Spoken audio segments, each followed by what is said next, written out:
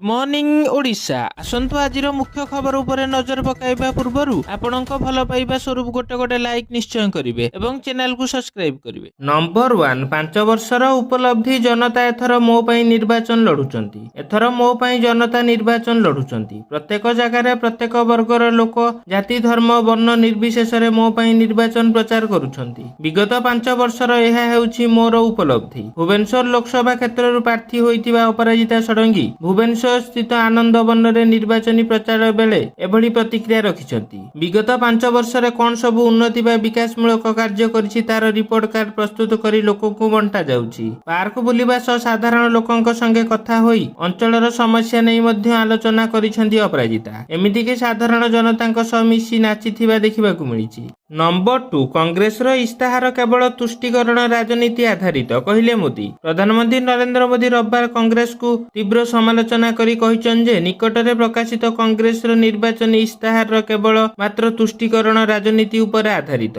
एवं यह मुस्लिम लीग द्वारा प्रकाशित हेला परि लागुछि। बिहार नवादा जिल्ला रे एक निर्वाचनी रैली को संबोधित करी प्रधानमंत्री मोदी राजस्थान ने निर्वाचन प्रचार समय धारा 370 रो उच्छेद प्रसंग रे एआईसी सभापति मल्लिकार्जुन खड़गे विरोध को मध्य समालोचना करिसेंती। मु आश्चर्य जे सर्वसाधारणक दान रे मंदिर निर्माण होइथिले मध्य सेमाने अयोध्यार प्राण प्रतिष्ठा पई आसी नथिले। वर्तमान पाखे आसुछि रामनवमी सेमाने सेमानक पाप को भूलंतु नाही बोली प्रधानमंत्री मोदी कहिसेंती। नंबर 3 भारत को प्रशंसा कला जातिसंघ। प्रधानमंत्री नरेंद्र मोदी डिजिटल इंडिया कार्यक्रम द्वारा मिलित जातिसंघ प्रभावित होइछि। मिलित जातिसंघ साधारण सभा डिजिटल इंडिया रो पदक्षेप जोगु प्रगति पथरे द्रुत गति रे चालुथुबारु भारत को प्रशंसा करिछि। एहा व्यतीत भारत रे भित्तिभूमि क्षेत्र रे विपुल पुंजी विनियोग को मध्य प्रशंसा करा जाइछि। जातिसंघर साधारण सभार सभापति डेनिस फ्रांसिस भारतर डिजिटालाइजेशन कार्यक्रम को प्रशंसा करिसेंती जहाकि आर्थिक अंतर्भुक्ति को एवं दारिद्र्य ह्रास करिबारे सहायता होइछि। से कहिछन जे एहा देश को एक तुलनात्मक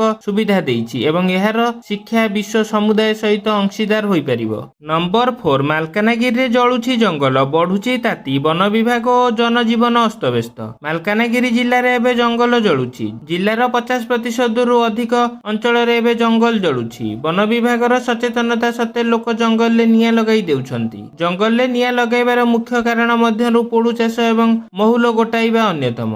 जंगल गछलता एबे सुखी जाइथिबा बेले लोके जंगल को विभिन्न समय रे जाउथुबा बेले आसिला बेले को जंगल ले निया लगाई फेरुछंती। तबे एनेई वन विभाग गां गां रे लोकंकु जंगल निया न लगाइबा को बारण करिबा सह एहा हेले की असुविधा हेबो सचेतनता अवगत कराइथिले मध्य लोके ताहा भूली पुणी जंगल ले निया लगाउछंती। नंबर 5 मुंबई इंडियंस रो प्रथम विजय दिल्ली कैपिटल्स को 29 रन ने हराइला। मुंबई रो वांखेड़ा स्टेडियम रे चलीथिबा आईपीएल रो 20तम मैच रे दिल्ली कैपिटल्स को 29 रन ने हराई चलित सीजन ने निज प्रथम विजय हासिल करिछि मुंबई इंडियंस। मुंबई द्वारा खेला जाइथिबा 235 रन विजय लक्ष्य जवाब रे दिल्ली निर्धारित 20 ओवर रे 8 विकेट हराई 205 रन करि परिथिला। दल पक्षरु ट्रिस्टान स्टब्स मात्र 25 बॉल ले 71 रन करिथिबा बेले पृथ्वी शॉ 66 रन करिथिले। सेहि परि अभिषेक पोरेल 41 रन करिथिले। मुंबई पक्षरु कोटी 4टी विकेट रो जसप्रीत बुमरा 2टी विकेट नैथिले। नंबर 6 मोदी मौज मजलिस करबा को जन्म होइनी कहिले प्रधानमंत्री। बिहार रे निर्वाचन रैली रे प्रधानमंत्री नरेंद्र मोदी पुणी थरे विकास को एक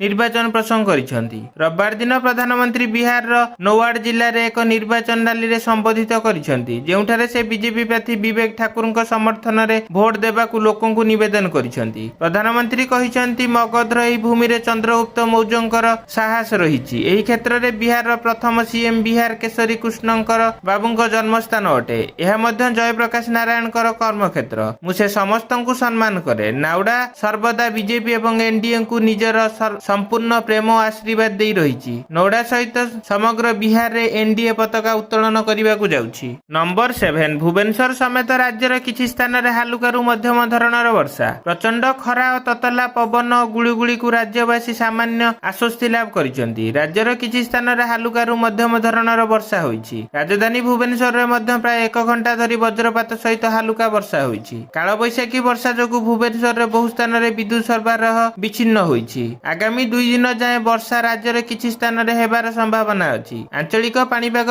विज्ञान केन्द्र निर्देशिका मनोरमा महांती गणमाध्यम को सूचना दैछंती। श्रीमती महांती कहिछन जे घड़घड़ी सहित वर्षा पवन रहिबा एप्रिल 8 तारिख रे वर्षार परिमाण ପରିମାଣ ବଢିବାର ଆଶଙ୍କା ରହୁଛି। ନମ୍ବର 8 ଇସ୍ରାଏଲ ଉପରେ ପ୍ରତିଶୋଧ ନେବ ଇରାନ ଆକ୍ରମଣ ପାଇଁ ପ୍ରସ୍ତୁତି ଜାରି। ଇସ୍ରାଏଲରେ ଥିବା ନିଜ ଦୂତାବାସ ଉପରେ ଆକ୍ରମଣ ପରେ ଇସ୍ରାଏଲ ଉପରେ ପ୍ରତିଶୋଧ ନେବାକୁ ପ୍ରସ୍ତୁତ ହେଉଛି ଇରାନ। ଏହା ସହିତ ଏହି ମାମଲାରେ ମୁଣ୍ଡ ନ ପୁରେଇବାକୁ ଆମେରିକାକୁ ବି ଚେତାବନୀ ଦେଇଛି ଇରାନ। ତେବେ ଇରାନର ଏହି ଧମକ ଉପରେ ଇସ୍ରାଏଲ କୌଣସି ଜବାବ ଦେଇନାହିଁ। ତେବେ ଇରାନ ଆକ୍ରମଣକୁ ରୋକିବାକୁ ଇସ୍ରାଏଲ ନିଜର ଜିପିଏସ୍ ନାଭିଗେସନ ସିଷ୍ଟମକୁ ବନ୍ଦ କରିଦେଇଛି। ଇରାନ ରାଷ୍ଟ୍ରପତିଙ୍କୁ deputy chief of staff Mohammad Jamshid ଆମେରିକାକୁ କହିଛନ୍ତି ଆମେରିକା ଇସ୍ରାଏଲ ପ୍ରଧାନମନ୍ତ୍ରୀ ବେଞ୍ଜାମିନ ନେତାନ୍ୟାହୁଙ୍କ ଜାଲରେ ନ ପଡୁ। ଯଦି ଆମେରିକା ନିଜର କୌଣସି କ୍ଷତି କରିବାକୁ ଚାହୁଁନି ତେବେ ଏହି ପ୍ରସଙ୍ଗରୁ ଦୂରେଇ ରହୁ।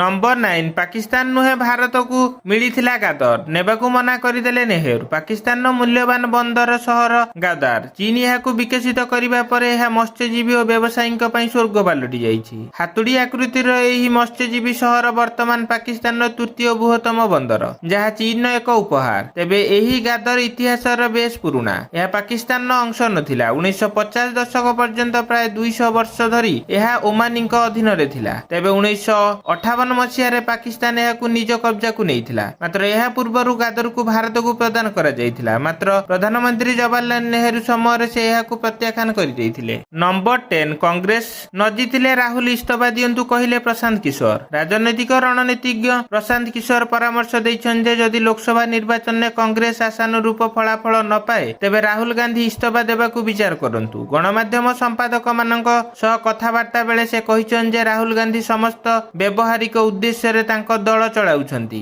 ଏବଂ ଗତ 10 ବର୍ଷ ମଧ୍ୟରେ କାର୍ଯ୍ୟ କରିବାରେ ଅସମର୍ଥ ହୋଇଥିଲେ ମଧ୍ୟ ସେ ପଛକୁ ହଟିଯିବାକୁ କିମ୍ବା ଅନ୍ୟ କାହାକୁ କଂଗ୍ରେସକୁ ଚଳାଇବାକୁ ଦେଇପାରୁନାହାନ୍ତି। କଂଗ୍ରେସ ଦଳ ପାଇଁ ପୁନରୁଦ୍ଧାର ଯୋଜନା ପ୍ରସ୍ତୁତ କରୁଥିବା କିଶୋର କହିଛନ୍ତି ମୋ ମତରେ ଏହା ମଧ୍ୟ ଗଣତାନ୍ତ୍ରିକ ବିରୋଧୀ, କିନ୍ତୁ ତାଙ୍କ ରଣନୀତି କାର୍ଯ୍ୟକାରୀ କରିବା ନେଇ ତାଙ୍କ ଓ ଏହାର ନେତୃତ୍ୱ ମଧ୍ୟରେ ମତଭେଦ କାରଣରୁ ସେ ଏଥିରୁ ଓହରି ଯାଇଛନ୍ତି।